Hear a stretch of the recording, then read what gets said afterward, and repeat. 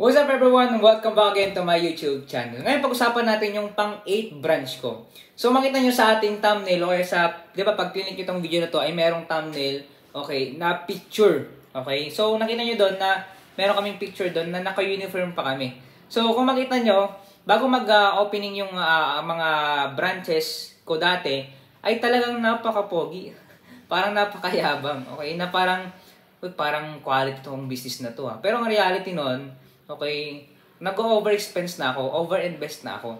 Wala pang kita, hindi pa ganun ka-sure. Pero, nag-invest na tayo sa mga uniform, okay? Tapos, ang mahirap pa doon, kumbaga sa atin, tayo po yung gumagastos, na dapat agent na sana yung gumagastos nun. Okay? Sa atin yung tarpaulin, tayo yung nagtrabaho, okay? Tapos, pinasahuran pa natin sila sa paggawa ng tarpaulin. So, makita natin doon na danger talaga yung ginawa ko that time. Okay? Napaka-optimistic ko na nasasobrahan ko na hindi ko na inisip yung what if ganito. Kasi dapat may fall down ako dyan eh. Alam ko na kung saan babagsak. Kumbaga may plan B na ako.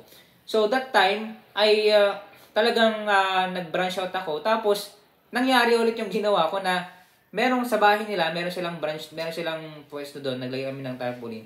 Tapos, naglagay din kami sa canteen. Siyempre, nagpa-layout ako, nagpa-centerboard ako. Gastos ulit yun. Okay, dagdag expenses yun. Now, which is dapat, kahit nga coupon, pwede na yun eh. So, dagdag expense. Pero, nagtatanong kayo, bakit? Kung lang naman, tarpaulin lang naman to. So, sa maliit na halaga, malaki na yun. Kasi, merong akong narinig na sa maliit na butas, pwedeng lumaki yan. Sa maliit na expenses, pwedeng lumaki yan. Kasi yung mga maliliit na expenses, pag pinagsama-sama mo yan, malaki. Kaya yung iba nagtatanong, bakit ang laki ng expenses mo? Bakit ang laki ng operation expenses mo? Because of the small expenses. Sa maliit na expenses. Kaya matuto tayong mag-keep, okay? Maging hands-on, maging detailed. Dahil natutunan ko dyan, dapat ay maging detalyo tayo. Kumbaga, detailed tayo sa mga expenses na lumalabas. Okay? Kaya nating i-maximize. Kaya nating tanggalin yung mga hindi dapat hindi kailangan sa business, yung mga expenses, tanggalin natin. Tapos mag-increase yung sales natin. Okay, so ang mahirap pa dyan, ang pagkakamali ko na naman dyan, malayo. Okay, malayo yung branch ko na yan. Kasi everyday pupunta dun eh. May ayusin. Bagamat may time na parang dahil nga matumal, ilang ganito lang. So sobrang tumal, wala, kumbaga sayang. Kaya nga nung nag-branch out ako, ang bilis lang ding nawala. Okay? Totoo yung nasa Bible eh, na kapag mabilis mo nakuha yung isang bagay, mabilis din mawawala sa'yo. Like for example, gambling, nagsugal ka. So, pag nagsugal ka, tapos nanalo ka, talagang gagastusin mo lang yan. Okay? Ganon din ako, daming investors, madami akong investors na nakuha.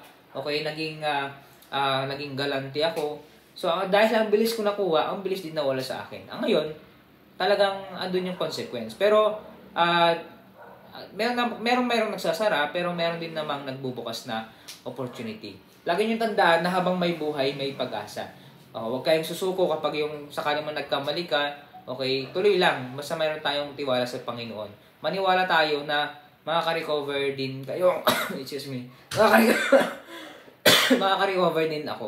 Okay, so, yun yung mga experiences ko sa pagba-branch out. Kaya sana ay maging maingat tayo sa ating mga ginagawa.